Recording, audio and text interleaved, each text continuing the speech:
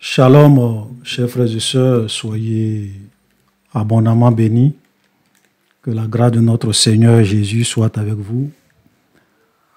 Aujourd'hui, nous allons essayer, dans cette vidéo, je vais essayer de vous expliquer un certain nombre de vérités sur la question ou sur le sujet de la mort et des morts. Voilà. Il y a un certain nombre de frères qui m'ont envoyé une vidéo. Voilà. Qui m'ont envoyé une vidéo sur mon WhatsApp où je voyais un homme de Dieu blatérer un certain nombre de blasphèmes. C'est vrai qu'il y a des choses qu'il a eu à dire qui tirent un peu vers la vérité, qui semblent être vraies, et même un certain nombre de choses qui sont aussi vraies. Mais il a aussi dit un certain nombre de choses qui sont simplement des blasphèmes, des insultes contre le Seigneur Jésus.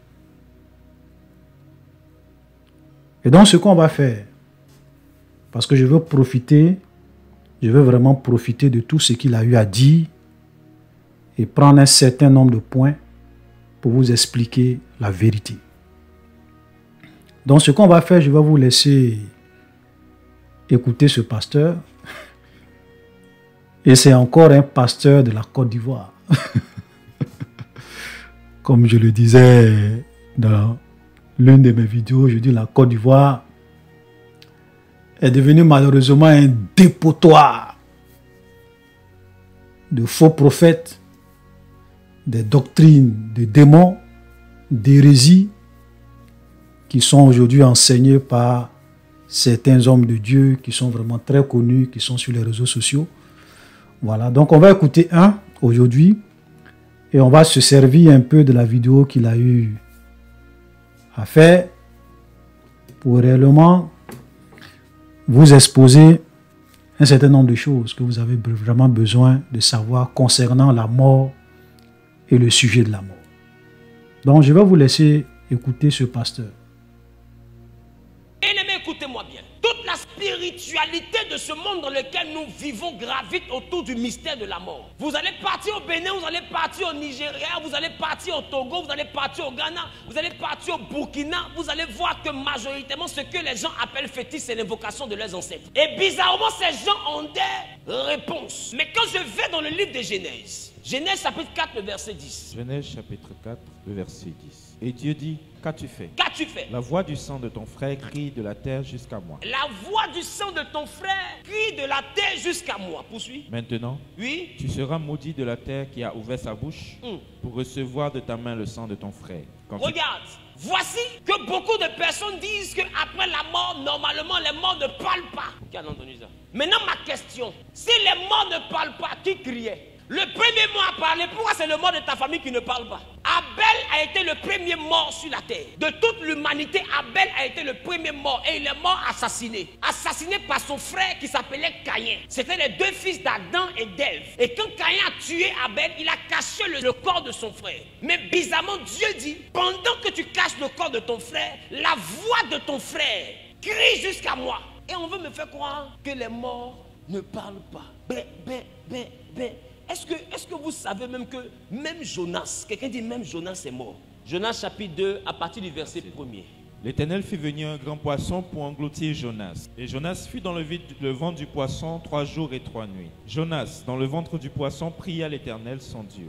Il dit, dans ma détresse, j'ai invoqué l'Éternel et il m'a exaucé. Du sein du séjour des morts, j'ai crié, tu as entendu ma voix. Tu m'as jeté dans l'abîme, dans le cœur de la mer, et les courants d'eux m'ont environné. Toutes tes vagues et tes flots ont passé sur moi. Je disais, je suis chassé loin de ton regard, mais je verrai encore ton saint temple.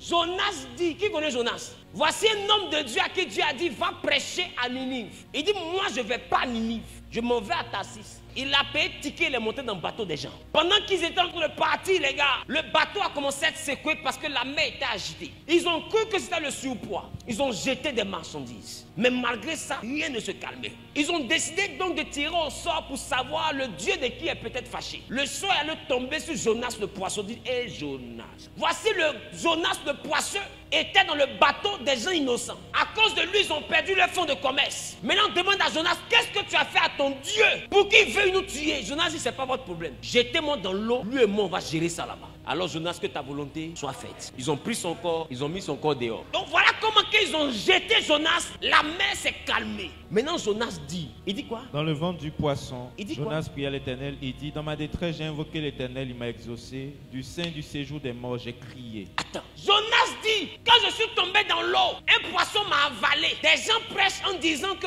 Jonas a prié pendant 3 jours et 3 nuits dans le ventre du poisson. Jonas n'a jamais prié 3 jours et 3 nuits dans le ventre du poisson. Jonas a prié pendant 3 jours dans le séjour des morts. Jonas dit, du sein du séjour des morts. Il n'a pas dit du sein du poisson qui m'a avalé. Oh, le séjour des morts, c'est le quartier qu'habitent ceux qui meurent. Tu ne peux pas rentrer dans le séjour des morts si tu n'es pas mort. On dit séjour des morts. Vous savez que Jonas est en train de te dire, quand le poisson m'a avalé, je suis mort. Et dans le cœur de la mort, j'ai crié. On n'a jamais entendu des gens qui disent, ils sont partis et puis bizarrement là-bas, ils sont revenus. Ils ont entendu leur voix, ils ont entendu. Qui a donné ce témoignage? Jonas dit, quand le poisson m'a avalé, j'étais dans son ventre. Et dans son ventre, j'ai connu la mort. Et je suis allé dans le sein du séjour des morts, au milieu du séjour des morts. Donc Jonas était au milieu des morts. Et il dit quoi? J'ai crié et tu as entendu ma voix. Donc Jonas était ressuscité. Il dit, les eaux m'ont couvert jusqu'à m'ôter la vie. Ça veut dire que la prière de Jonas n'était pas de son vivant. Jonas est mort. Comment Dieu fait pour entendre la prière de quelqu'un qui était déjà mort? Parce que la mort d'un homme n'est pas la mort de son nefesh. Le nefesh n'a jamais vécu. Le nefesh, le corps, s'appelle cadavre. Ça s'appelle mort. Corps, cadavre. Donc ça n'a jamais vécu. Donc Jonas, que son corps soit animé ou inanimé, Dieu le considère comme étant vivant. C'est parce que Dieu sait qu'aucun homme ne meurt qu'il a créé l'enfer. Parce que l'homme ne meurt jamais. Soit tu vis dans le feu éternellement, ou tu vis dans le paradis éternellement. Peu importe l'endroit où tu te trouves, tu es éternel. Je peux plonger? Voici donc un homme de Dieu qui nous révèle que lui, il dans le ciel du séjour des morts, il a crié, Dieu l'a entendu et les eaux l'ont environné jusqu'à lui ôter la vie. Quand Jonas dit ça m'a ôté la vie, ça veut dire quoi en français? Je suis mort. Donc, pourquoi vous faites ça? Non, ça veut dire que la Bible me dit que des morts prient. C'est là que les évangéliques et moi on se battent. La Bible est donc en train de me dire que les morts prient. La Bible est en train de me dire aussi que Dieu entend les morts. La Bible est en train de me dire donc que Abel avait prié, Dieu a entendu. Jonas aussi est mort, qu'il a crié, Dieu l'a réveillé.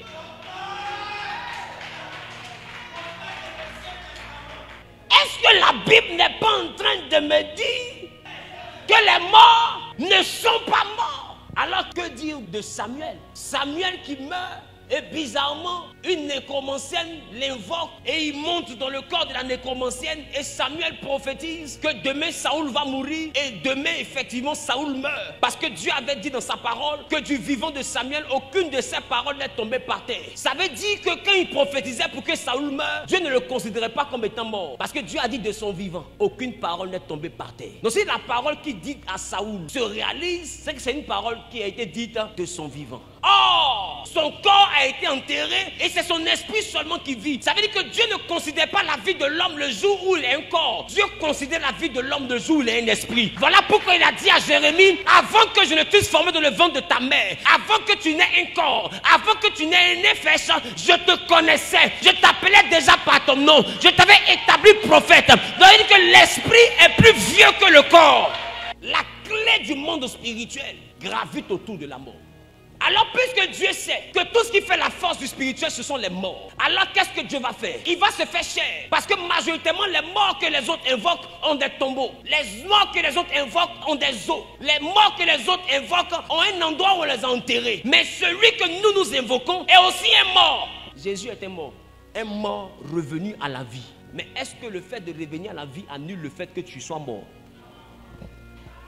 Et Jésus est le seul mort qui n'a pas de tombeau. Donc ça fait de lui le plus dangereux de tous les morts. Donc si un béninois invoque les morts, nous aussi on invoque aussi notre mort. Ce que vous ne comprenez pas, c'est que le monde spirituel c'est une affaire de mort. Donc c'est leur mort contre nous, notre mort. Or, bizarrement, eux, leurs morts sont rentrés dans le tombeau et sont restés dans le tombeau. Mais nous, notre mort est bizarre. Il est rentré dans le tombeau et il est ressorti du tombeau. Et pour compléter, il est monté au ciel. Amen.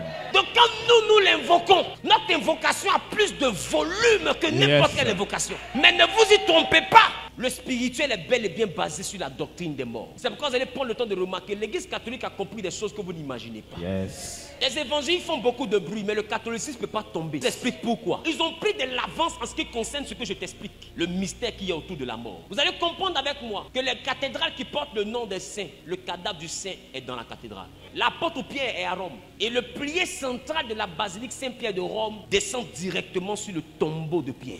Parce que Jésus a dit, tu es Pierre et sur cette pierre, je bâtirai mon église. Alors eux, ils ont pris Pierre, ils l'ont posé dans le poteau central de la basilique. Pour que la basilique soit basée, construite sur Pierre. Donc les os de Pierre tiennent l'édifice. Tu ne peux pas détruire un tel édifice. Tu ne peux pas. L'apôtre Jean est actuellement à Éphèse, ce que tu appelles la Turquie actuelle. Dans une cathédrale qu'on appelle la basilique plutôt Saint-Jean. Il est là, il est enseveli là. L'apôtre Jacques est aussi dans une cathédrale. Et chacun des corps est dans la cathédrale. Vous ne pouvez pas, parce qu'ils ont compris quelque chose que vous ne pouvez pas comprendre. Et ces mêmes choses-là, c'est ces choses que les vaudous ont compris. Tout le monde a compris, mais il y a quelque chose autour de la mort. Qu'est-ce que vous ne comprenez pas? Tout le mystique de l'humanité gravite autour de la mort. Les évangéliques sont faibles, parce qu'ils sont les seuls qui combattent la mort. Donc quand les gens vous disent que le mystère de la foi est grand, vous ne pouvez pas comprendre. C'est pourquoi prenez le temps de remarquer, les églises évangéliques se construisent mais ne durent pas dans le temps.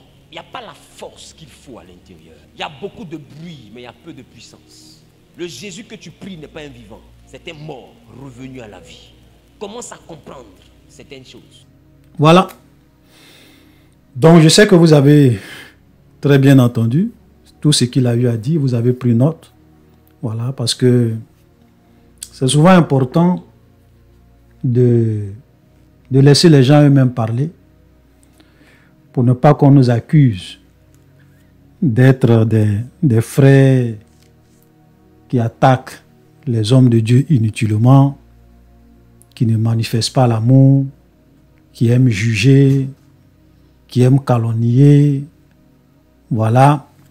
J'ai même vu des gens qui m'ont dit oui, c'est pas parce que un homme de Dieu a fait une erreur d'interprétation sur un texte qu'il est forcément faux. Oui, je suis entièrement d'accord avec ça. Parce que, vous savez, on peut souvent faire des petites erreurs d'interprétation. On peut même avoir des divergences sur certaines interprétations de certains passages. Ça, c'est possible. Mais quand moi, je viens parler d'un pasteur et que je vous dis que ce sont des ouvriers trompeurs, je ne me base pas sur quelques versets ou bien sur une seule de leurs enseignements, un seul de leurs enseignements, non. Je ne peux pas me baser sur un seul enseignement de quelqu'un ou bien deux enseignements de quelqu'un pour aboutir à la conclusion, non. Souvent, je prends le temps quand même d'écouter un certain nombre de ces enseignements pour me faire une très bonne idée de ce qu'il enseigne, de qui il est en réalité, avant de venir parler. Parce qu'il est très dangereux de souvent venir parler avec légèreté d'un serviteur de Dieu. Amen. Voilà. Donc ça, c'est quelque chose que je voulais vraiment préciser. Vous savez, nous vivons des temps qui sont vraiment sombres. Et Jésus a dit que plusieurs faux prophètes vont venir et ils vont séduire. Non pas 2, non pas 3, mais plusieurs personnes. Et la Bible dit qu'il arrivera un temps où les hommes ne supporteront pas la sainte doctrine, ayant la démangeaison d'entendre des choses agréables.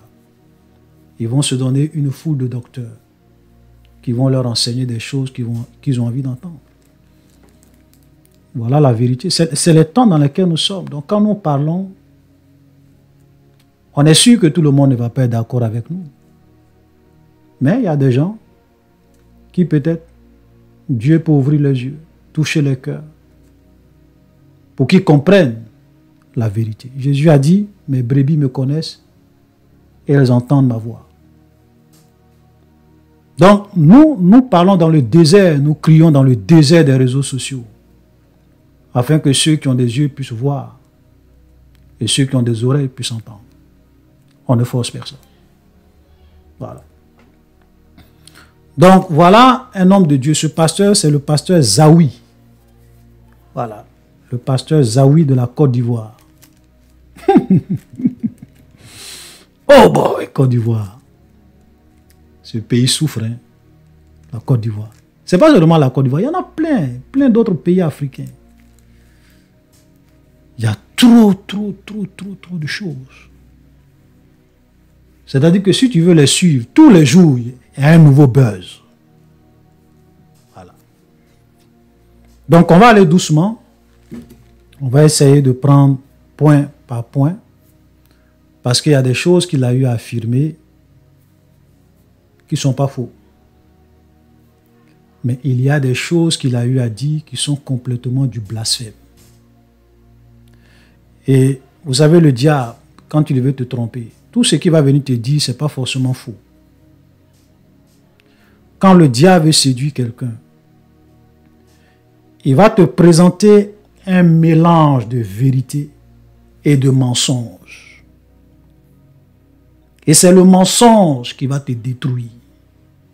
De la même manière que lorsqu'on veut empoisonner quelqu'un, on fait un bon plat et puis on met quelques gouttes de poison dans le plat.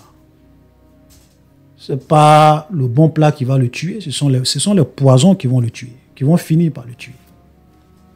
C'est comme ça que le diable travaille. Quand il est venu voir la femme dans le jardin d'Éden, tout ce qu'il a dit à la femme, ce n'est pas faux. Il a dit à la femme, le jour que vous allez manger, tu vas manger l'arbre de la connaissance du bien et du mal. Tes yeux vont s'ouvrir. Tu vas connaître le bien et le mal. Est-ce que ça c'est faux? C'est vrai. Mais là où il a menti, il dit tu ne vas pas mourir. Alors que Dieu avait dit tu vas mourir. Le diable est venu, il dit tes yeux vont s'ouvrir, ça c'était vrai. Mais il dit tu ne vas pas mourir. Et qu'est-ce qui a détruit la femme? Qu'est-ce qui a fait que l'homme et la femme ont été chassés du jardin d'Éden et qu'ils sont morts? C'est le mensonge. Le diable est le père du mensonge. Et vous savez, quand Satan il est très subtil, il a la rhétorique, il a le verbe, il a la parole. Donc souvent, ces pasteurs, quand vous les écoutez, ils ont le verbe, ils ont la rhétorique, ils ont l'éloquence. Vous comprenez? Et c'est comme ça qu'ils arrivent à séduire beaucoup de personnes. Vous savez que quand l'Antichrist va venir, il n'y a pas quelqu'un qui pourra parler comme lui. Il aura le verbe, il aura la rhétorique, il aura le charisme. Il va séduire toute la terre. Être éloquent, cela ne veut pas dire que tu es un serviteur de Dieu. C'est faux. Vous pouvez aller écouter des politiciens. Même des gens même qui font des émissions, ils sont très éloquents. Vous pouvez les écouter pendant des heures et des heures et des heures sans vous ennuyer. Ils ont l'éloquence. Mais ce n'est pas des serviteurs de Dieu. Alléluia. Voilà. Donc faisons beaucoup attention les temps dans lesquels nous sommes. Donc sans vraiment perdre le temps, puisque nous avons beaucoup de points à voir, parce qu'on va aller pas à pas. On va commencer par les premiers points. Il dit que les gens disent que les morts ne parlent pas. Qui a dit que les morts ne parlent pas? Les morts parlent. Voilà. Abel a parlé. Jonas a parlé dans le séjour des morts. Ok? Même Samuel est venu voir Saül et il a parlé alors que Samuel était mort. Donc, qui a dit que les morts ne parlent pas? D'abord, je vous pose la première question. Est-ce que ça c'est vrai ou c'est faux? Parce que comme je l'ai dit, on va aller pas à pas. Parce qu'il y a des choses qu'il a eu à dire, c'est pas faux. Hein? Voilà. Mais on va aller pas à pas. Est-ce que ça c'est faux? Est-ce que les morts ne parlent pas? Oui, les morts parlent. La Bible n'a jamais dit que les morts ne parlent pas. Il y a beaucoup de références dans la parole de Dieu où on voit des échanges avec les morts. C'est-à-dire que quand vous prenez l'histoire de Lazare et de l'homme riche, quand Lazare est mort, il est allé dans le sein d'Abraham. Quand l'homme riche aussi est mort, l'homme riche est allé dans le séjour des morts. Mais étant dans le séjour des morts, l'homme riche parlait, l'homme riche priait, l'homme riche agonisait, l'homme riche échangeait même avec Abraham. Il parle, Abraham aussi répond. Dans l'histoire que Jésus raconte, vous savez, cette histoire, ce n'est pas une parabole. C'est une histoire vraie. Jésus est en train de parler de ça pour montrer aux gens qu'il y a une vie après la mort. Jésus voulait faire comprendre aux gens qu'il y a une réalité après la mort. Après la mort, ce soit la mort, l'enfer, ok, ou le paradis.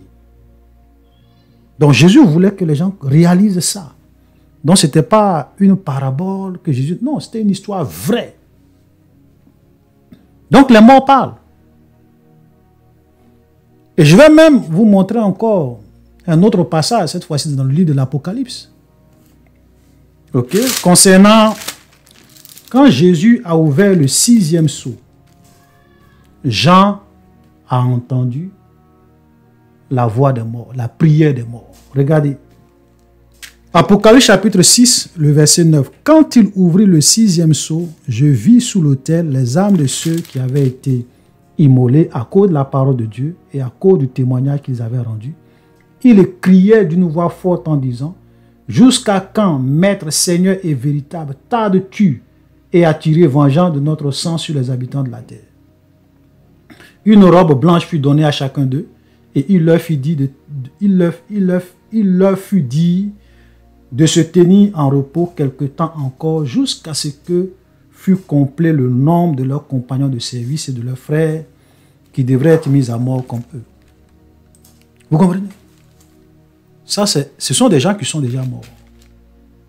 Et Jean voit les âmes de ceux qui sont morts sous l'autel et qui crient à Dieu, qui prient Dieu, qui dit: Seigneur, jusqu'à quand vas-tu tirer vengeance?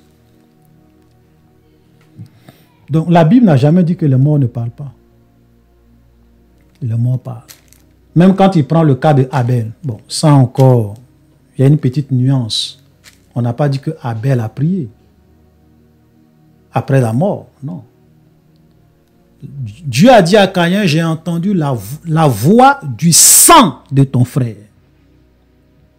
On n'a pas dit c'est Abel qui a prié, mais c'est le sang d'Abel qui a crié à Dieu, parce que le sang innocent crie à Dieu. Quand on verse le sang innocent crie à Dieu pour réclamer vengeance. Donc Dieu entend le cri du sang innocent. Mais bon, ça, laissons ça encore, c'est pas grave. Ok, ça c'est... On peut dire c'est pas grave. Je peux même lui donner raison. Ok? Donc les morts parlent. On est d'accord. Les morts parlent, les morts prient, les morts gémissent, les morts échangent.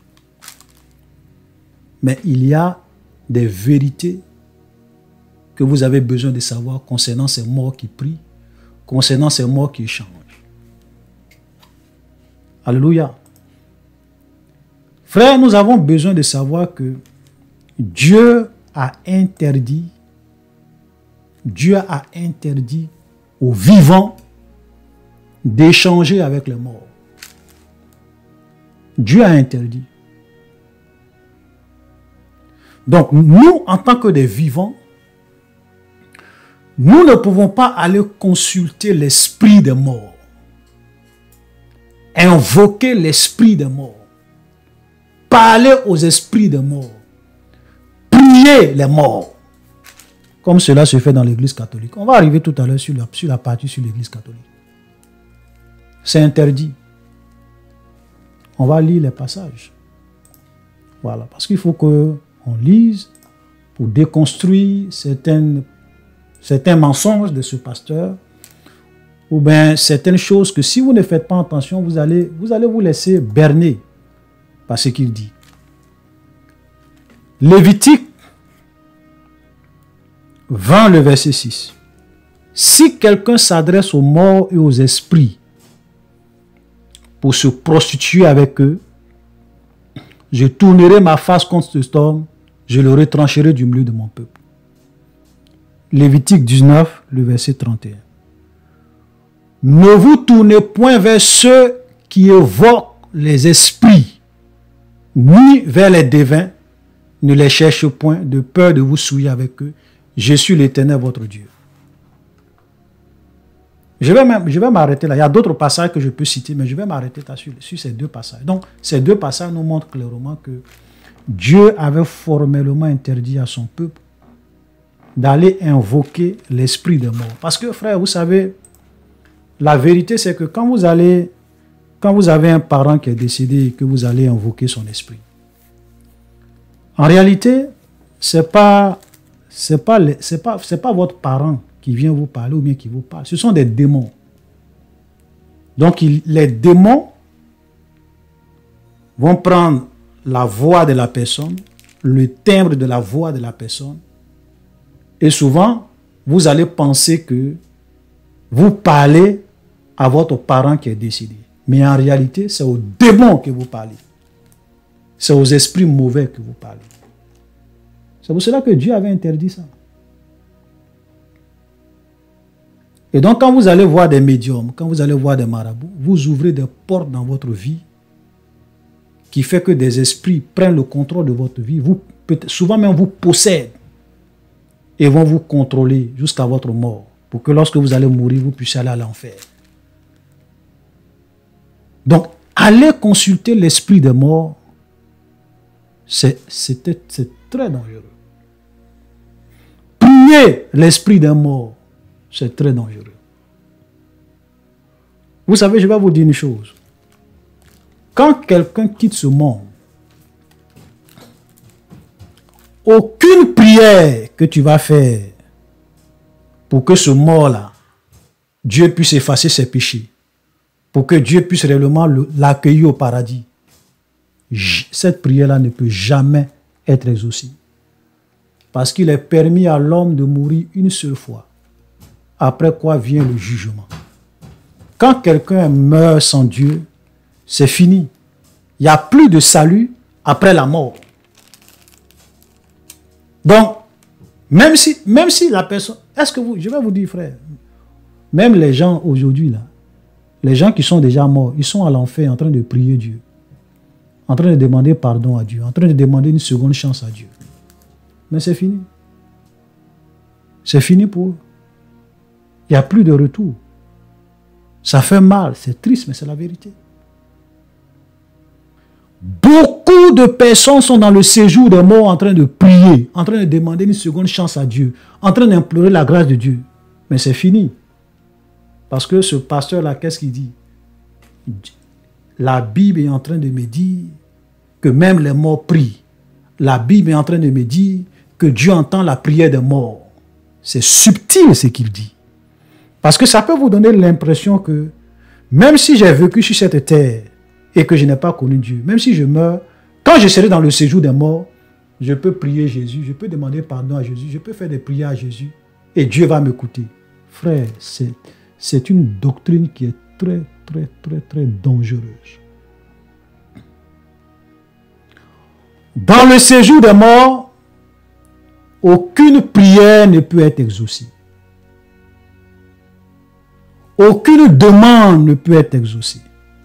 Aucune requête ne peut être exaucée en rapport avec ton retour sur la terre, en rapport avec ton péché, en rapport avec la vie sur la terre. C'est fini. C'est vrai qu'il a cité le cas de Jonas. On va expliquer le cas de Jonas tout à l'heure. Voilà. Voilà. Parce que ce sont des passages comme ça, comme le cas de Jonas qu'il a pris pour essayer d'insinuer un certain nombre de choses. Après la mort, c'est fini. C'est pour cela que pendant que nous sommes vivants, frères, nous devons apprendre à craindre Dieu. Nous devons accepter Jésus. Nous devons nous sanctifier. Nous devons accepter l'œuvre de la croix. Nous devons nous repentir, abandonner le péché, car après la mort, c'est fini. Alléluia. Donc c'est vrai, les morts parlent, c'est vrai, les morts prient, c'est vrai, les morts actuellement demandent à Dieu, ils souffrent, ils crient, comme l'homme riche dans le feu. Il souffrait. Il a même demandé de l'eau, on dit non. Il a même demandé à ce que Lazare puisse revenir sur la terre pour réellement prêcher l'évangile à ses frères. On dit non. On dit non. Vous savez, Dieu est tellement juste. Dieu ne peut pas faire du 2 poids 2 mesures. Quelqu'un ne peut pas mourir et puis il est mort définitivement, on l'a enterré, il allait dans le séjour des morts. Et puis l'autre aussi, il est mort définitivement, il allait dans le séjour des morts. Et puis Dieu dit, bon, comme toi tu as prié pour me demander pardon, viens sur la terre, viens te repentir. Et puis celui qui est là, non, lui, je n'accepte pas. Dieu ne peut pas faire du 2 poids 2 mesures. C'est pour cela que tous ceux qui prient pour que les gens qui sont déjà morts, qui n'ont pas connu Dieu, puissent aller au paradis. Laissez-moi vous dire que vous êtes en train de vivre dans l'illusion. Vous êtes en train de vivre dans l'illusion. Après la mort, c'est fini. Voilà. Donc ça, ce sont des vérités que nous avons vraiment besoin de savoir. Il est interdit de parler aux morts. La prière des morts dans le séjour des morts, une fois que tu es mort, que tu rentres dans le séjour des morts, ta prière n'est pas exaucée. Aucune requête en rapport avec le vivant, en rapport avec le monde des vivants, ça ne peut être exaucé. Il est permis à l'homme de mourir une seule fois, après quoi vient le jugement. Maintenant, la question qu'on peut se poser, c'est de dire, mais est le cas de Jésus sur la montagne de transfiguration, où Moïse et Élie sont venus parler, et le cas de Saül et de Samuel, et le cas même de Jonas. Voilà. Donc, je vais essayer d'expliquer chaque cas. Aujourd'hui, je ne suis pas pressé. Donc, peut-être que cette vidéo serait un peu longue, mais ce n'est pas grave. Si vous êtes fatigué, mettez pause, et puis, le jour que vous avez le temps, vous allez venir suivre le reste. Mais je vais aller doucement. Parce qu'il faut qu'on puisse déconstruire certains mensonges. Voilà. Il faut qu'on puisse exposer certaines doctrines démoniaques, des doctrines des démons. Il faut qu'on puisse exposer. Parce qu'il y a des choses qu'il a dit après sur Jésus, mais c'est grave. Des blasphèmes. On va voir ça tout à l'heure. Alléluia. Donc, commençons par le premier cas. Le cas de Moïse et d'Élie qui sont venus parler à Jésus sur la montagne de transfiguration. Premièrement, quand vous lisez ce passage, vous allez vous rendre compte que Jésus s'est transfiguré. Et c'est lorsqu'il s'est transfiguré qu'il y a eu un échange entre lui et Moïse et Élie. Vous savez, il y a des choses que Jésus a fait dans ce monde. Il a fait cela en tant que Dieu. C'est un peu comme quand on dit Jésus pardonne les péchés. Mais Jésus a pardonné les péchés en tant que Dieu. Ce n'est pas en tant qu'homme. Moi, tout à l'heure, je suis un enfant de Dieu, ou bien je suis un serviteur de Dieu. Mais quelqu'un ne peut pas aller commettre l'adultère. Et puis il va venir dire, mon frère Olivier, comme tu es un pasteur, ou bien tu es un enfant de Dieu, prie pour moi pour que mon péché d'adultère soit effacé. Est-ce que moi j'ai le pouvoir d'effacer le péché d'adultère de quelqu'un? Je n'ai pas ce pouvoir. C'est Dieu qui efface le péché. Donc, même dans le séjour des morts, les gens crient. Les morts crient à Dieu, les morts prient Dieu. Dieu entend leurs cris, leurs supplications, leur repentance. Mais nous, les vivants, nous ne sommes pas autorisés à parler aux morts. Donc Jésus va réellement subir une transfiguration. Il était dans une autre dimension. Et il va parler à Moïse et à Élie. Mais regardez ce qui prouve que Dieu ne veut pas que les morts, que les vivants puissent parler aux morts. Regardez. Lorsque Jésus s'est transfiguré, il y avait qui? Il y avait Jean, il y avait Pierre, il y avait Jacques avec lui sur la montagne de transfiguration. Mais Moïse et Élie n'ont jamais parlé. Ils n'ont pas parlé aux disciples de Jésus.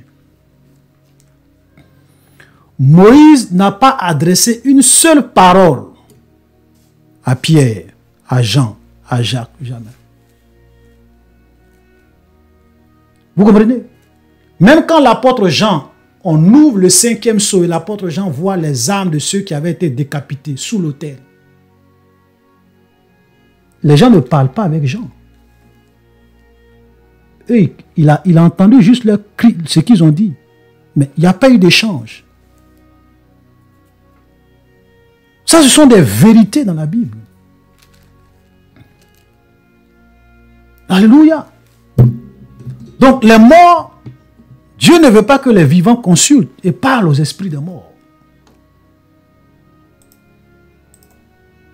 Maintenant, qu'est-ce qu'on peut dire du cas de Saül et de Samuel? Nous allons lire ce passage. Parce que je veux qu'on puisse lire ce passage, parce que c'est un passage... Souvent, les gens prennent ça pour essayer de justifier, comme ce pasteur-là même l'a déjà fait. Il dit, 1 Samuel 28, le verset 9. Il faut comprendre ici que nous arrivons à une époque où c'était Saül qui était roi en Israël. Et Saül avait interdit et même chassé dans le pays tous ceux qui consultaient l'esprit des morts et qui invoquaient l'esprit des morts. Saül les avait tous chassés. Et si tu le faisais qu'on t'attrape, on te tuait parce que Dieu avait interdit cela. Mais Saül était tellement désespéré après la mort de Samuel qu'il va se déguiser et puis aller consulter une femme qui consulte l'esprit des morts. 1 Samuel 28. On va commencer à lire à partir du verset 8. Alors Saül se déguisa et prit d'autres vêtements et il partit avec 2 hommes. Ils arrivaient de nuit chez la femme et Saül lui dit, prédis-moi l'avenir en évoquant un mort et fais-moi monter celui que je te dirai. La femme lui répondit, voici, tu sais que Saül a fait, tu sais ce que Saül a fait, comment il a retranché du pays ceux qui évoquent les morts et ceux qui prédisent l'avenir. Pourquoi tends-tu un piège à ma vie pour me faire mourir? Parce que Dieu l'avait interdit. Donc tous ceux qui faisaient ça, selon la loi de Dieu, si tu invoques l'esprit des morts, on t'attrape, on te tue. Donc la femme savait très bien ça. Et donc comme elle a arrêté de faire ces pratiques d'invocation des morts, donc quand Saül vient pour dire, il faut faire ça, il dit, mais pourquoi tu m'étends? Toi-même tu sais que le roi Saül a interdit cela et tous ceux qui font ça, ils ont été tués. Donc moi, pourquoi tu m'étends? Ok? Saül lui répondit en disant, l'Éternel est vivant, il ne t'arrivera point de mal pour cela. La femme lui dit, qui veux-tu que je te fasse monter?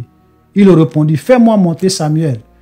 Lorsque la femme vit Samuel, elle poussa un grand cri et elle dit à Saül, pourquoi m'as-tu trompé, tu es Saül? La question qu'on se pose, pourquoi dès que la femme voit l'esprit de Samuel, elle pousse un grand cri et elle dit qu'elle a été trompée? Parce que ce n'est pas à ça qu'elle s'attendait.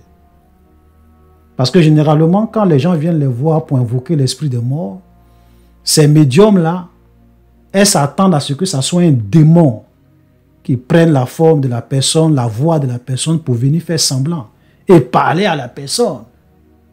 Mais cette fois-ci, elle se rend compte que ce n'est pas ce que j'ai l'habitude de voir que je suis en train de voir. Et elle pousse un grand cri parce qu'elle est terrifiée. Pourquoi? Et pourquoi Dieu a permis ça? Dieu a permis que ça soit réellement l'esprit de Samuel qui monte. Parce que ce que Saül a fait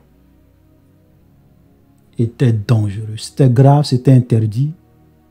Et comme Dieu l'avait dit avant même que Samuel ne meure, il va réellement payer pour le conséquent de ses péchés. Il fallait que Samuel vienne pour lui dire ça. Donc ça, c'est vraiment un cas exceptionnel. Parce que ce que Saül même a fait, c'est interdit. Aller invoquer l'esprit des morts. Lui-même, Saül, il sait que c'est interdit. Donc, on ne peut même pas venir prendre ça comme un exemple pour dire ça aux chrétiens. Parce que quand vous citez ces genres de passages et que vous commencez à prêcher sur ça, expliquez aux chrétiens, dites-leur que c'est interdit. Invoquer l'esprit des morts, ça ne se fait pas. Même invoquer l'esprit d'un prophète, ça ne se fait pas. Consulter l'esprit d'un apôtre, ça ne se fait pas. Il faut le dire. Mais ils prennent ça pour justifier leur doctrine parce que, et ça souvent ça donne l'impression, puisque si Saül est allé consulter une médium pour invoquer l'esprit d'un mort, donc si moi aussi je suis chrétien, je peux faire ça, ce n'est pas un péché. Et l'esprit du mort va réellement venir me parler, puisque les morts ne sont pas morts. Vous voyez la subtilité quand ces pasteurs enseignent. C'est vrai qu'ils ne vont pas vous le dire ouvertement, mais c'est avec subtilité, avec le langage du serpent, qu'ils essayent de vous séduire. Alléluia. Donc il faut comprendre ici que c'était interdit, ça ne suffisait pas. C'est pour cela que Saül va payer sa chair et il va mourir par la suite. Parce qu'il a commis un péché grave en Israël. Donc le cas de Saül et de Samuel, ce n'est pas un exemple à suivre. Ensuite, on va aller sur le cas de Jonas. Quand il arrive sur le cas de Jonas, il dit, est-ce que la Bible n'est pas en train de me dire que les morts prient? Est-ce que la Bible n'est pas en train de me dire que Dieu entend les morts? Oui, comme je le disais, Dieu lui entend tout. Hein. Est-ce que vous savez que Dieu lui entend tout? Même les gens qui sont aujourd'hui à l'enfer, ils sont en train de prier. Ils prient Dieu. Ils se repentent. Ils demandent pardon, mais c'est fini. Dieu entend tout. Mais est-ce que parce que Dieu entend les prières des morts, que cela veut dire que quand tu meurs, tu as une seconde chance? Non. Le cas de Jonas, parce qu'il faut bien expliquer le cas de Jonas. Premièrement, vous devez savoir que tout ce qui est arrivé à Jonas, c'était Dieu lui-même qui était derrière ça. Le fait que il soit avalé par un poisson et qu'il soit mort, qu'il soit allé dans le séjour des morts, du séjour des morts, qu'il puisse prier. Oui, Jonas a prié dans le séjour des morts. Il était réellement mort. Mais Dieu l'a ramené à la vie. Mais pourquoi Dieu l'a ramené à la vie? Ce n'est pas parce qu'il est mort, étant définitivement mort sur la terre, il est arrivé, puis maintenant Dieu lui a dit, oui, et Jonas, je vais te donner une seconde chance. Non, Dieu, puisque tout ce qui lui est arrivé, c'est Dieu qui était derrière, pour qu'il puisse comprendre qu'on ne peut pas fuir loin de Dieu, que Dieu est tout puissant, que Dieu va permettre à ce qu'il revienne dans la vie pour aller annoncer le message que Dieu lui a dit d'aller annoncer à Ninive.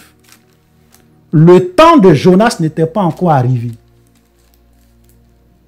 Vous comprenez? C'est la même chose. Même Lazare est mort, Jésus l'a ressuscité. Il y a plein de personnes dans la Bible qui sont mortes que Dieu a ressuscité. Dans sa préscience, et parce que aussi, le temps de quitter définitivement ce monde n'était pas encore arrivé.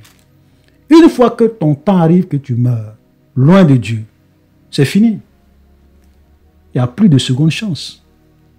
Il est permis à l'homme de mourir une seule fois. C'est-à-dire que quand ton temps de quitter ce monde définitivement arrive et que tu quittes ce monde, c'est fini. Il est permis à l'homme de mourir une seule fois, après quoi vient le jugement. Il n'y a pas de seconde chance. Tu meurs loin de Dieu, ou bien même si tu meurs dans ton péché, tu ne peux pas dans le séjour des morts pour dire Seigneur, pardonne-moi. C'est fini. Aucune prière dans le séjour des morts ne peut être exaucée. Alléluia. Même ceux qui prient Seigneur, il faut tirer vengeance. Qu'est-ce qu'on leur a donné une robe? On leur a dit calmez-vous. Ce n'est pas parce que vous avez prié Seigneur, viens venger notre sang que Dieu va venger votre sang. Non, parce que Dieu a un temps. C'est lorsque le nombre de vos frères sera complet que Dieu réellement va venger votre sang sur la terre. Vous comprenez? Donc, il y a des choses qu'il faut qu'on comprenne. Moi, en fait, ce que je veux vraiment que vous puissiez sachiez, c'est qu'après la mort, c'est fini. Il n'y a plus de seconde chance après la mort.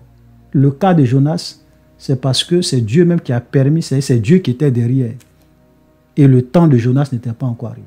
Comme le temps de Lazare. Quand Lazare est mort, Jésus l'a ressuscité, son temps n'était pas encore arrivé. Faisons attention. Alléluia. Il continue en disant que est-ce que la Bible n'est pas en train de me dire que les morts ne sont pas morts? Vous voyez? Voilà. Donc il dit, avec tout ce qu'il a expliqué là, est-ce que la Bible n'est pas en train de nous faire comprendre qu'en réalité les morts ne sont pas morts? Une autre vérité que je veux que vous sachiez, c'est que vous devez savoir qu'il y a deux types de morts dans la Bible. Je vais même vous surprendre en vous disant que dans la Bible, il y a des morts qui sont réellement morts. Et je vais même encore aller plus loin. Il y a des vivants, c'est vrai qu'ils sont vivants, mais qui sont déjà morts, qui sont morts pour Dieu. Comme lui dit que les morts, que la Bible dit que les morts ne sont pas morts, je suis en train de vous dire aussi que cette même Bible dit qu'il y a des gens qui, bien qu'ils soient encore vivants sur la terre, ils sont morts pour Dieu. Et qu'il y a des morts qui sont morts. Quand je dis ça, maintenant il faut que je vous explique. Vous savez, il ne s'agit pas de venir dire des choses pour dire. Les phrases toutes faites, on peut dire, les morts ne sont pas morts. Mais qu'est-ce que tu veux dire? Explique.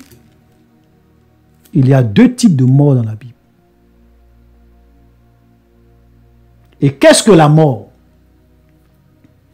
Il y a la mort physique, il y a la mort éternelle, ou bien ce qu'on peut aussi appeler la mort spirituelle. Quand tu es quelqu'un qui craint Dieu, et tant de gens sur la terre, tu ne peux plus jamais mourir. C'est vrai que tu peux mourir physiquement, ça c'est la mort physique, mais tu ne peux pas mourir spirituellement. La seconde mort n'a pas de pouvoir sur toi. Alléluia. On va lire quelques versets à ce sujet. Luc 20, le verset 38. Que les morts, on va commencer à parler du verset 37. Que les morts ressuscitent, c'est ce que Moïse a fait connaître à propos du buisson. Il appelle le Seigneur le Dieu d'Abraham, le Dieu d'Isaac et le Dieu de Jacob. Or, Dieu n'est pas Dieu des morts, mais des vivants, car pour lui, tous sont morts. Car pour lui, tous sont vivants. Donc, pour Dieu, Dieu est le Dieu des vivants, il n'est pas le Dieu des morts. Donc, Abraham est vivant. Jacob est vivant.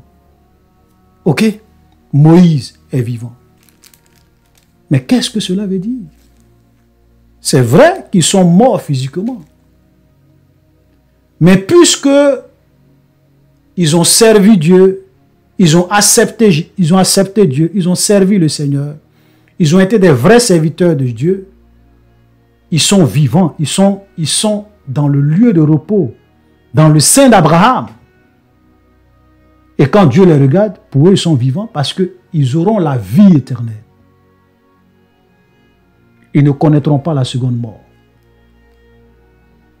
Jésus a dit, laissez les morts enterrer leurs morts. Comment un mort peut enterrer un mort? C'est parce qu'il y a des gens, bien qu'étant vivants sur cette terre, ils sont déjà morts.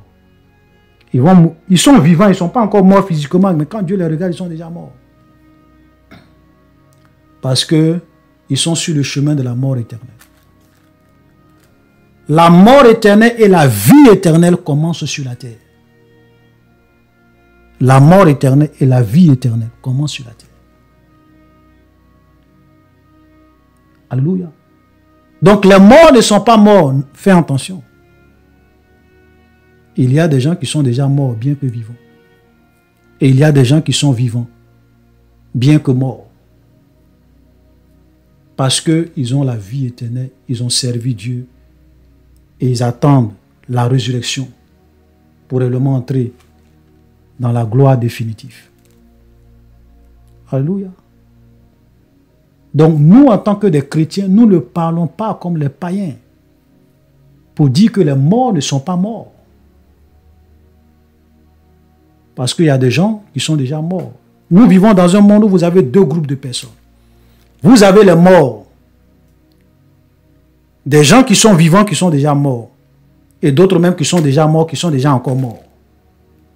Et puis vous avez des gens qui sont vivants, qui seront vivants.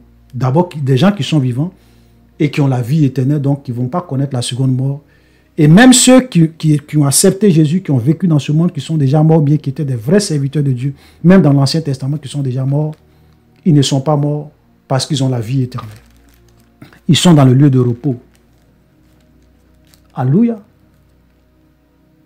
Et je vais vous dire, c'est quoi la seconde mort? La Bible parle de ça. La Bible nous définit cette seconde mort dont je vous parle. Alléluia. Et la mort et le séjour des morts fut jeté dans l'étang de feu. C'est la seconde mort, l'étang de feu. Apocalypse 20, le verset 14. C'est-à-dire qu'au dernier jour, quand Dieu, au dernier jour, au jugement du trône blanc, des livres vont être ouverts, chacun, tous ceux qui n'auront pas leur nom écrit dans le livre de vie, vont être jetés dans l'étang de feu et de soufre. C'est l'étang de feu et de soufre que la Bible appelle la seconde mort. Donc la mort éternelle ou bien la mort spirituelle, c'est la séparation éternelle avec Dieu. Vous êtes séparés de Dieu, vous allez dans le feu éternel, vous êtes morts pour Dieu, vous êtes des morts. Apocalypse 21, le verset 8, mais pour les lâches, les incrédules, les abominables, les meurtriers, les impudiques, les enchanteurs, les idolâtres et tous les menteurs, leur part sera dans l'étang ardent de feu et de soufre, ce qui est la seconde mort. Alléluia. Donc, nous les chrétiens, pour nous, c'est vrai qu'il y a des morts qui ne sont pas morts, mais il y a des morts qui sont déjà morts. Et il y a des vivants qui sont déjà morts. Écrivez ça. Il a dit dans sa vidéo que l'esprit est plus vieux que le corps. Et il dit, c'est pour cela que Dieu a dit à Jérémie, avant que tu ne fusses créé, avant que tu ne naisses, je te connaissais et je t'avais établi prophète des nations. Frère, faites attention. Ce qu'il a dit, c'est un mensonge. Je vais vous dire pourquoi c'est un mensonge. Parce que quand il dit que l'esprit est plus vieux que le corps, cela, et il prend le cas de Jérémie, cela peut vous donner l'impression que oui, mais ce qu'il dit est vrai. Mais ce qu'il oublie, c'est que quand Dieu dit à Jérémie, avant que tu ne fusses dans le sein de ta mère, je te connaissais. Ici, on est en train de parler de la préscience de Dieu. Ce n'est pas que l'esprit est plus vieux que le corps. C'est un mensonge. Vous savez, Dieu connaît toutes choses. Dieu sait toutes choses d'avance. Même les gens qui vont naître demain, des gens qui vont naître dans 10 ans, dans 20 ans, même dans 100 ans, si Jésus ne revient pas encore. Dieu les connaît. Parce que Dieu voit dans le futur. Dieu sait ce qui va arriver. Avant même que le monde ne soit créé, Dieu connaissait Adam, Dieu connaissait Ève, tout. Même moi-même, Dieu me connaissait. Même toi-même qui m'écoutes, Dieu te connaissait par ton nom. Mais cela ne veut pas dire que ton esprit était à quelque part. Et que c'est lorsque tu es venu sur la terre que ton esprit est venu dans ton corps. C'est faux. Ici, on est en train de te parler de l'omniscience de Dieu, de la préscience de Dieu. Donc, dire que l'esprit est plus vieux que le corps, ce sont des mensonges. Ce n'est pas vrai. Vous savez, l'homme entier, la Bible nous dit que l'homme, l'être entier, l'homme dans son entièreté, l'homme dans son être entier, il est quoi? Il est esprit, il est âme et il est corps. Ce qui fait l'homme, ce qui fait qu'on te dit que tu es un homme, c'est parce que tu as un corps, c'est parce que tu as une âme, c'est parce que tu as un esprit. C'est ça qui fait de toi un être complet. C'est pour cela que, frères et sœurs, écoutez-moi très bien, c'est pour cela que ceux qui vont aller à l'enfer, leur corps va être ressuscité au dernier jour. Ceux qui seront jetés dans le lac de feu et de soufre, ils vont revenir à la vie. Et c'est leur être entier, homme, qui sera jeté, esprit, âme et corps, dans le lac de feu. C'est pour cela aussi que nous, les chrétiens, même tous ceux qui sont morts, ils vont revenir aussi à la vie. Leur corps va être ressuscité, mais en des corps de gloire. Et c'est leur corps, leur esprit et leur âme qui vont entrer dans l'éternité. Parce que c'est ça l'homme complet. Ça, c'est une vérité. Alléluia. Si le corps n'avait pas d'importance, c'était quelque chose. Pourquoi Dieu allait se donner la peine de ressusciter les gens dans leur corps pour être jugés et puis ensuite jetés dans le lac de feu? Pourquoi Dieu allait se donner la peine de permettre à ce que nous, les chrétiens, quand Jésus va venir, qu'on soit ressuscités, qu'on puisse rejoindre notre corps, même ceux qui sont morts, qui puissent rejoindre notre corps, et nous, les vivants, nous allons être transformés et aller à la rencontre d'ici. Pourquoi Dieu allait se donner toute cette peine? C'est parce que l'homme entier, l'homme complet, ce n'est pas seulement son esprit et son corps. L'homme entier, il est âme, il est esprit et il est corps. Alléluia. Ce sont des vérités. Je profite de tout ça en même temps pour dire ces vérités. Maintenant, nous allons commencer à voir là où il a commencé vraiment à blatérer des blasphèmes. Là, quand tu as réussi cette partie-là, là, tu attrapes ta tête. Ça veut dire que tout ce qu'il a dit avant, on peut même encore tolérer un peu. On peut même, souvent même lui donner raison par moment.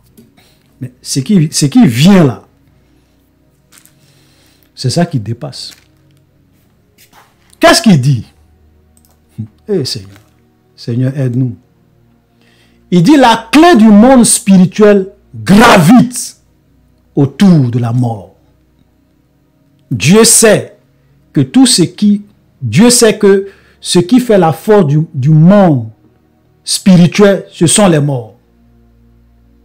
Vous comprenez? Dieu sait que ce qui fait la force du spirituel, ce sont les morts. C'est pour cela qu'il va se faire chair et qu'il va mourir. Donc Jésus s'est fait chair, il est mort. Parce que ce qui fait la force du spirituel, ce sont les morts. Donc Jésus était mort. Et il dit vers la fin que le Jésus que tu pries n'est pas un vivant, mais c'est un mort qui est revenu à la vie. Blasphème.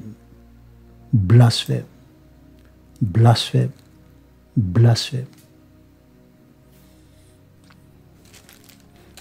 Ça, c'est ce qu'il vient de dire, c'est tellement grave.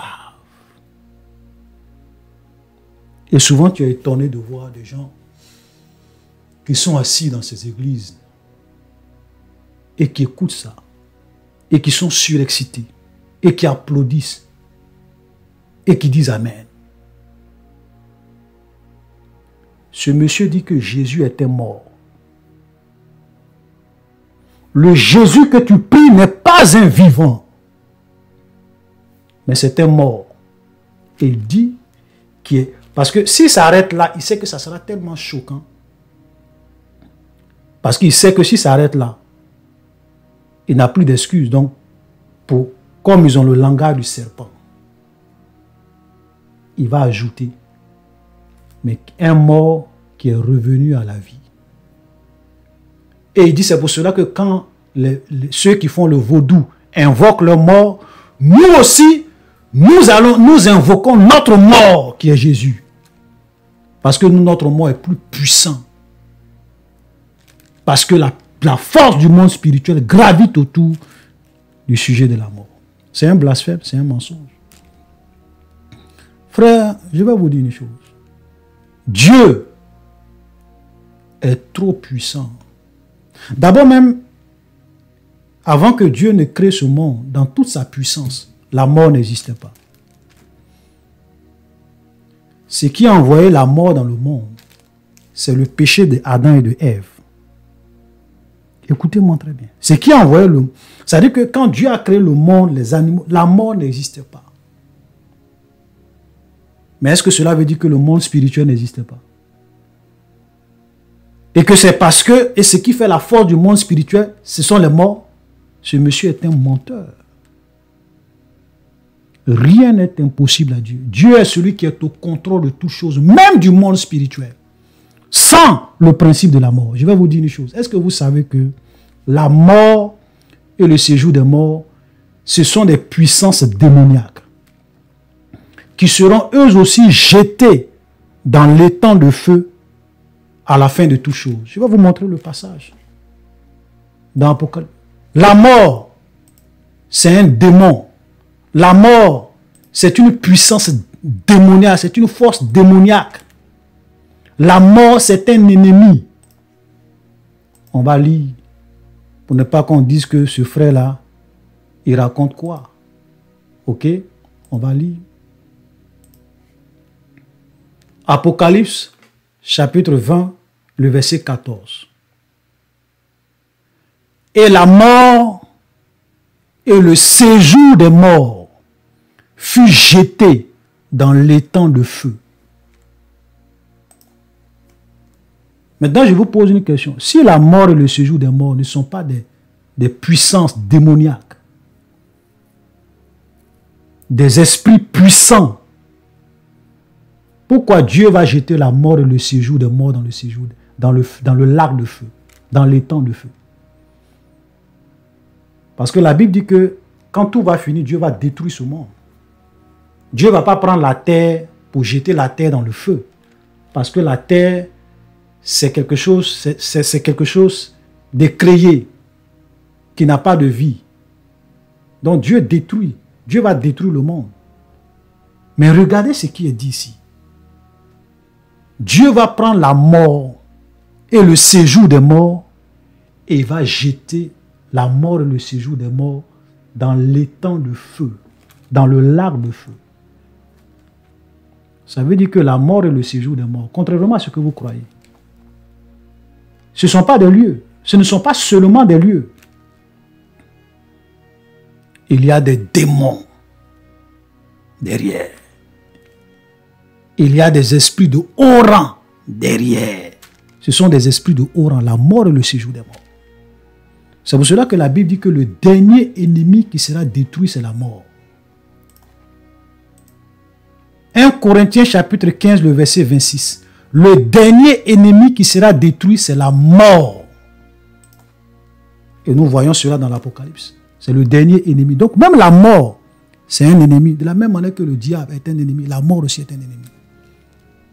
Frère, est-ce que vous comprenez? Voilà des vérités. Donc Jésus est venu pourquoi? Pour détruire la mort et ses œuvres, pour détruire le diable et ses œuvres, pour que l'homme ait la vie. Alléluia. Jésus n'est pas un mort. Parce que, et quand il dit que Jésus est un mort, c'est subtil. Parce que regardez la phrase qu'il pose. Il dit, est-ce que le fait de revenir à la vie annule le fait que tu sois mort? Donc pour lui, comme le fait de revenir à la vie n'annule pas le fait que tu sois mort, donc Jésus est un mort. Frère, le fait que je sois mort et que je sois revenu à la vie, c'est ça même qui prouve que je ne suis plus un mort. Je ne suis pas un mort. Je suis un vivant. Ça, c'est le bon sens. Quelqu'un qui est mort et qui est revenu à la vie, ce n'est pas un mort, c'est un vivant. Lazare est mort, il est revenu à la vie. Lazare n'est plus un mort, Lazare est vivant. Frère, et qu'est-ce que Jésus lui-même nous dit dans Apocalypse? Apocalypse 1, le verset 18. Apocalypse 1, le verset 17. Apocalypse 1, le verset 17. Quand je le vis, je tombai à ses pieds. Il posa sur moi sa main droite en disant, ne crains point, je suis le premier et le dernier. Donc quand l'apôtre Jean va voir Jésus glorifié sur l'île de Patmos, il va tomber comme un homme mort. Et il dit, quand je le vis, je tombais à ses pieds comme un... Il posa sur moi sa main droite en disant, ne crains point, je suis le premier et le dernier, et le vivant. et le vivant. Et il dit, j'étais mort. Oui, c'est vrai que j'étais mort. J'étais mort. Et voici, je suis vivant. Lui dit que Jésus est mort. Jésus, non, il dit que Jésus, le Jésus que tu pries n'est pas un vivant. C'est un mort. Jésus lui dit, je suis vivant. C'est vrai que j'étais mort, mais je suis vivant. Je ne suis plus un mort.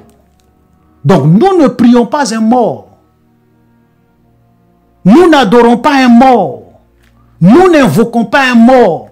Mais nous invoquons celui qui est vivant. Jésus est vivant. Ce n'est pas parce qu'il est mort qu'il est revenu à la vie que cela fait de lui un mort. Non. Quelqu'un qui est mort et qui est revenu à la vie, c'est plus un mort, c'est un vivant. C'est vrai qu'il était mort, mais il n'est plus un mort. Il est vivant. Oh boy! Regardez comment les gens blasphèment. Regardez comment les gens insultent Jésus. Le Jésus que tu pries n'est pas un vivant. C'est un mort qui est revenu à la vie. Oh boy! Oh boy! Oh boy! Oh boy! Normalement, quand quelqu'un dit ça, la salle devrait être vide. Les gens devraient se lever et puis sortir. Parce que c'est insupportable. C'est insupportable. Et il dit, Jésus est le seul mort qui n'a pas de tombeau. Donc cela fait de lui le plus dangereux des morts. Si un Béninois invoque les morts, nous aussi, on invoque notre mort Jésus. Oh boy. Oh boy. Oh boy. Le plus dangereux des morts. Jésus est vivant. Il est assis à la droite de Dieu. Il est vivant, ce n'est pas un mort. Il contrôle tout pouvoir. Lui a été donné dans le ciel et sur la terre. C'est lui le patron du séjour des morts. Il est le roi de tout esprit. Il a vaincu la mort. C'est plus un mort. Il est vivant. Jésus n'est pas un mort. Dire que Jésus est un mort qui est revenu à la vie, c'est un mensonge. Tu peux dire à la rigueur que Jésus était mort. Mais aujourd'hui, il est vivant, oui. Mais dis que Jésus est, le Jésus que tu pries n'est pas un mort, n'est pas un vivant, c'est un mort. Oh boy. Vous savez, ces gens-là, je vais vous dire une chose, ils savent exactement ce qu'ils disent. Comme je le dis, quand le diable leur inspire des messages, quand le diable leur inspire des doctrines des démons, ils sont obligés de venir exposer, enseigner ça dans leur église pour embrouiller les gens avec des paroles subtiles. Quand vous les écoutez, vous allez penser que ce qu'il dit est vrai. Mais il vient de blasphémer comme ça. Il vient d'insulter Jésus. Il vient de traiter Jésus d'un mort et du plus dangereux des morts. C'est une insulte à notre Seigneur et à notre Dieu. Traiter Jésus, dire que Jésus n'est pas un vivant, qu'il est un mort, c'est une insulte. C'est une insulte. Beaucoup de personnes ne sont pas choquées quand ils attendent, parce qu'ils n'ont pas l'Esprit de Dieu. Ils n'ont pas l'Esprit de Dieu. Parce que quelqu'un qui a l'Esprit de Dieu, tu ne peux pas écouter ça et puis être tranquille. Moi, il y a des frères, quand ils m'ont envoyé la vidéo, ils ont dit, j'ai écouté ce qu'il a dit, mais je sais qu'il y a quelque chose qui ne va pas. Vous comprenez? Oui. Tu ne peux pas être à l'aise en écoutant de tels blasphèmes. Vous comprenez? Le monde spirituel est une affaire de mort. Le spirituel est basé sur la doctrine des morts, mensonges, blasphème. Le spirituel est basé sur la doctrine des morts.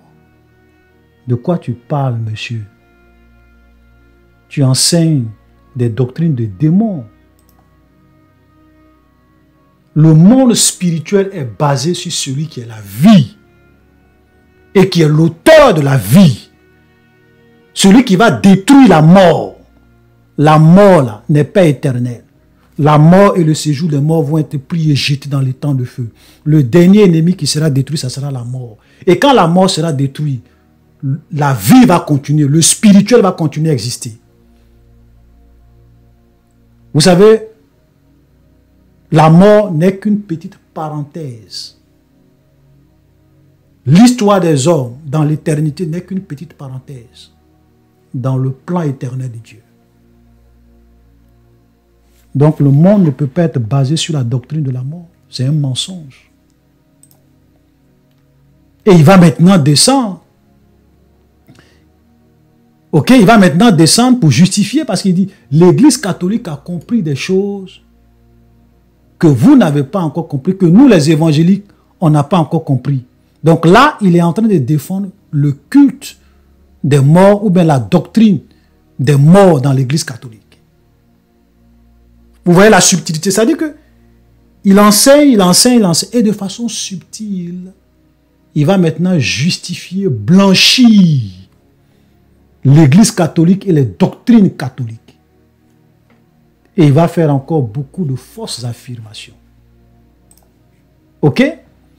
Il dit le catholicisme ne peut pas tomber car ils ont pris de l'avance à cause du mystère qu'il y a autour de la mort. La cathédrale qui porte le nom du saint. Ok? La cathédrale qui porte le nom du saint, le cadavre du saint dans la cathédrale. L'apôtre Pierre est à Rome et le pilier central de la basilique de Rome descend directement sur le tombeau de Pierre. Car Jésus a dit, tu es Pierre, sur cette pierre je bâtirai mon église. Donc les os de Pierre tiennent l'édifice. Tu ne peux pas détruire un tel édifice. Waouh! Donc pour lui, ce qui fait la force de l'Église catholique, c'est parce que là-bas, on adore les morts, on prie les morts. Même la basilique même a été construite sur le tombeau de Pierre. Qui nous prouve ça? Est-ce que Pierre est mort à Jérusalem? Et comme on appelle Pierre mort à Rome? Donc, supposons même que ça soit vrai. Parce que ça, c'est un mensonge. Mais supposons que ça soit vrai. Supposons que la basilique soit vraiment construite sur le tombeau de Pierre. Est-ce que c'est ça qui fait la puissance d'une église? C'est parce qu'on a construit une église sur le tombeau de quelqu'un. C'est ça qui fait que l'esprit... Et regardez, il dit, puisque quand on effectue l'église catholique, quand tu prends le nom des cathédrales de l'église catholique, il dit que c'est parce que le cadavre du saint en question est dans la cathédrale. Donc la cathédrale a été construite sur le cadavre du saint. Vous savez ça c'est quoi? Ça c'est de l'occultisme. Ça, c'est de la magie. Ça, ce sont des pratiques démoniaques. C'est pour cela que ne vous étonnez pas souvent quand vous voyez certains pasteurs qui vont enterrer des bébés, qui font des sacrifices humains, qui enterrent des choses avant de construire leur église. C'est ce que ce pasteur est en train de justifier. Donc, quelqu'un qui va construire son église sur le tombeau d'un saint qui est mort, l'esprit du saint va réellement rendre l'église puissante et inébranlable. C'est plus Jésus, c'est plus le Saint-Esprit. Vous voyez, c'est pour cela que, frère, ça sera vraiment très facile de constituer la religion mondiale. Parce que tous ces pasteurs-là, ils sont en train de préparer leurs fidèles à faire partie de la religion mondiale, de l'œcuménisme. Cette religion mondiale qui va réellement être imposée à toute la terre quand l'Antichrist va prendre le pouvoir. Déjà, si les catholiques ont de l'avance, ils ont compris, ils ont raison. Parce que lui-même, il dit, c'est là que je vais avoir des histoires avec des évangéliques. Il sait. Mais comme c'est un envoyé, comme c'est un mystique, comme ce sont des agents du diable, des suppôts de Satan, ils travaillent pour le même maître. Il faut qu'ils enseignent des choses pour endormir leurs fidèles. Sinon, ce qui fait la puissance dans l'église, ce n'est pas le fait que l'église soit construite sur un cadavre. Alléluia. Jésus a dit, je bâtirai mon église et les portes des séjours des morts ne vont point prévaloir contre elle. Ce n'est pas un mort qui va bâtir l'église de Jésus. Ce n'est pas un mort qui fait la puissance de l'église. Même quand les apôtres ont accompagné Jésus sur la montagne des Oliviers avant que le Seigneur ne monte au ciel, qu'est-ce qu'il leur a dit? Il dit, restez à Jérusalem. Dans peu de temps, vous allez être baptisés du Saint-Esprit et vous allez recevoir une puissance. Et vous allez être mes témoins à Jérusalem, en Judée, en Samarie et jusqu'aux extrémités de la terre. C'est le Saint-Esprit qui est le pilier d'une église. C'est le Saint-Esprit qui fait la force d'une église. C'est Jésus qui bâtit son église par son esprit et qui manifeste sa gloire dans l'église. Ce n'est pas un mort. Ce n'est pas parce que on construit une cathédrale, une basilique sur le corps des apôtres, sur le tombeau d'un saint. Ce n'est pas ça qui fait de ça la puissance d'une église. Et il dit oui, les églises évangéliques, on construit des églises évangéliques, mais elles ne tiennent pas dans le temps. Mais frère, même l'islam, depuis 1400 ans, l'islam existe. L'islam tient. L'islam est la vérité.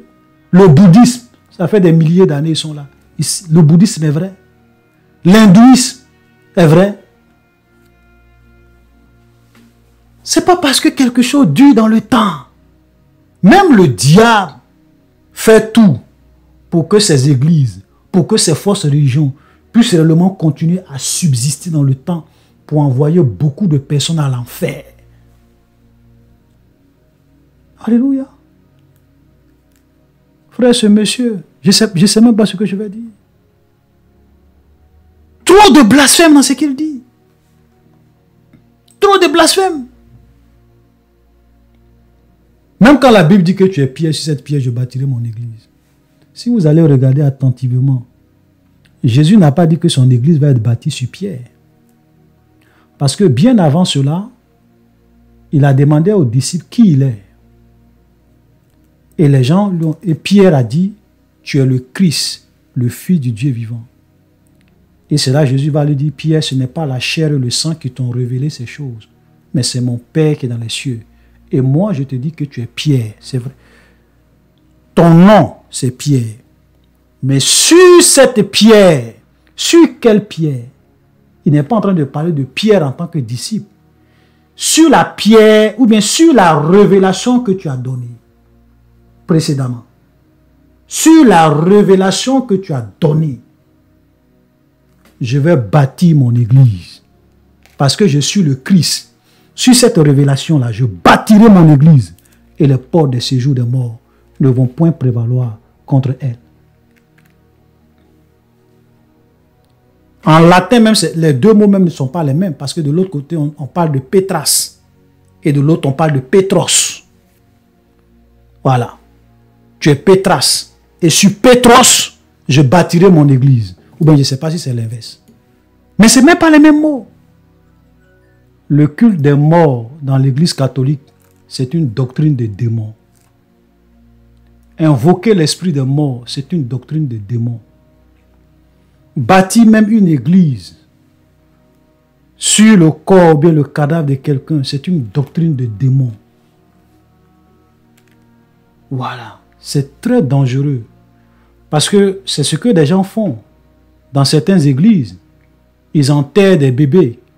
Et les démons et les mauvais esprits viennent maintenant pour travailler dans l'église, pour influencer l'église, pour contrôler les gens dans l'église. C'est pour cela que souvent, même quand vous allez dans ces églises, que vous leur montrez par A plus B que leur pasteur est dans l'hérésie, les gens sont envoûtés.